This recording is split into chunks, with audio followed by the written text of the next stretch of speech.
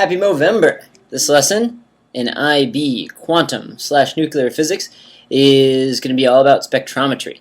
And we're going to talk about how those spectral lines, how they show that the energy is quantized in an atom. And we're going to talk about how you can think of these atomic energy levels as a sort of electron in a box model. Here are some atomic spectra. These guys here are emission spectra. And down below here, the missing lines, those are absorption spectra. And as far as the lab procedure, we've already done that. Where have you been? If you look back at video 1 in topic 7, the standard level atomic physics, look towards the end of that video, then we go through the lab procedure. Whenever scientists looked at atomic spectra, which was a pretty hip thing to do in the 1800s, they saw that if this was on our x-axis here, let's say that these would be different wavelengths, they always, for hydrogen, saw energy given off at this wavelength, and this wavelength, and this wavelength. Always. But they never saw it given off at any of these other wavelengths. Now this showed that the energy had to be quantized, because it could be here, and it could be here, but it could never be anything in between. That's what quantization is. It can be 1, it can be 2, but it can never be 1.3. Now what people started to think was, well, maybe these electrons could be at certain energy levels within an atom, and they could fall in to these lower energy levels, and they could give these specific wavelengths, but they weren't allowed to fall anywhere in between. That would be disallowed. And so you got the quantization, we think, from falling to these specific levels. If you want to look at these spectral lines and their wavelengths, and then calculate some energy levels, which would be a lot of fun, it helps understand where the electrons in an atom are coming from. So let's say this is a hydrogen atom, simplest one. And this lowest level here, we're going to call the ground state. That's the lowest energy an electron can have. Now, if the electrons are falling all the way from whatever level to the ground state, that's a big deal, and that's going to be a lot of energy given off. So we call this Lyman series, and it's actually going to be in the UV.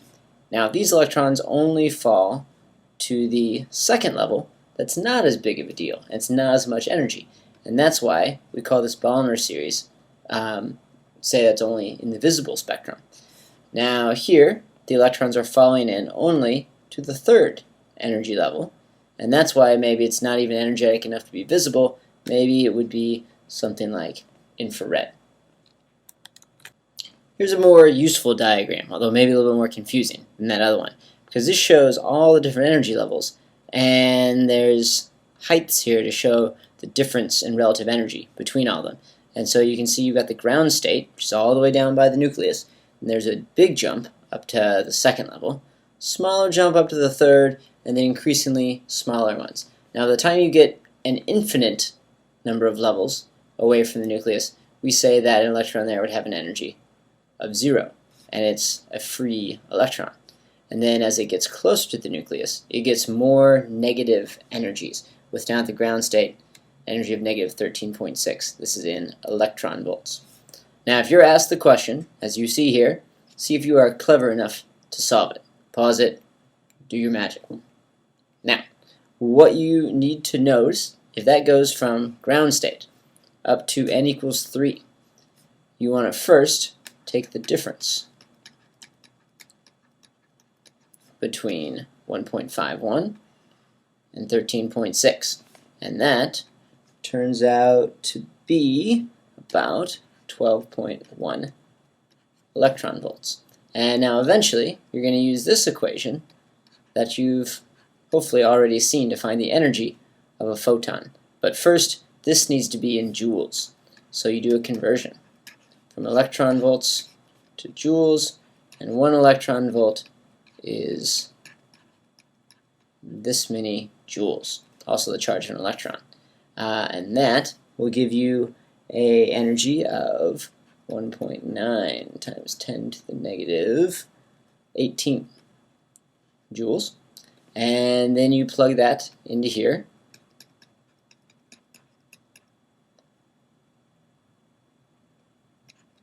and you plug in Planck's constant,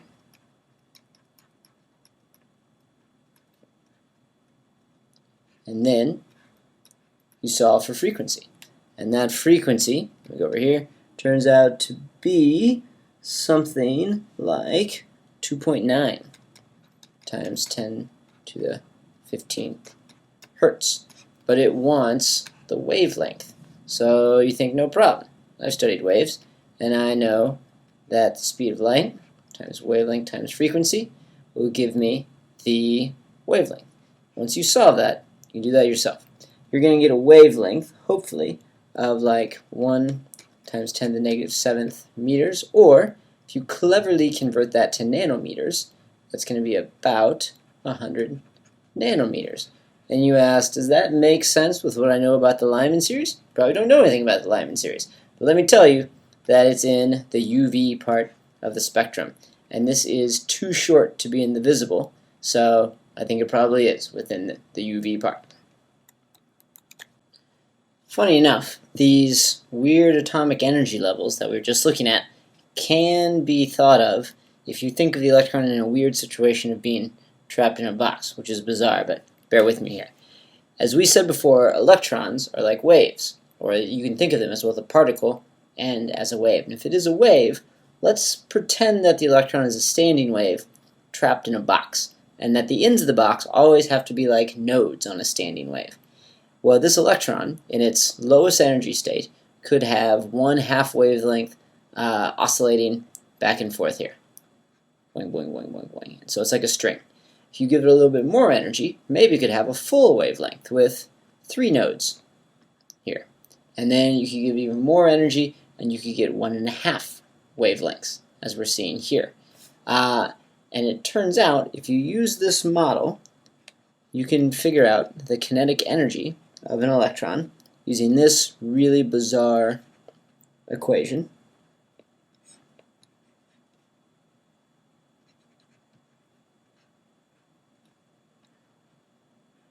Now what this is, L, is what we're going to call the length of the orbital circumference.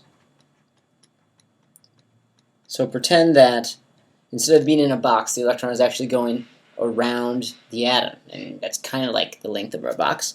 This m sub e, you can probably guess, is the mass of our electron. The 8, I don't know where the 8 came from. H here is Planck's constant. And this n here is our integer. And if the electron's in its lowest state, we would put n equals 1. So in the next highest one, n equals 2, or n equals 3, etc.